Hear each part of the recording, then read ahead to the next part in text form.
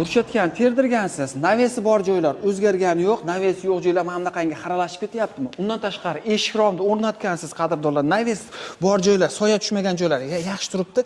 Quyoshning nuri soya tushgan joylar mana bunaqangi ko'chib, rasvo bo'lib ketyapti. Undan tashqari qizga bunaqa devordagi travertirlarga sho'r chiqib, вообще remontingiz rasvo bo'lib ketyapti. Endi bu narsani yechimi topildi. Yechimi nima deganlarga shunaqangi naveslarni qildirsalar, remontlar uzil kesil nima deydi? Shunaqangi ko'chib ketmaydi, xiralashib ketmaydi.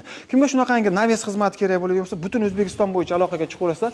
Ushbu navesimiz eniga 7 metr, uzunligi 14 metr, mana bunisi esa 20 metrga 3 metr. Общий kvadrati 158 kvadrat, общий summasi 55 million so'mga bitgan navesni ko'rib turibsizlar.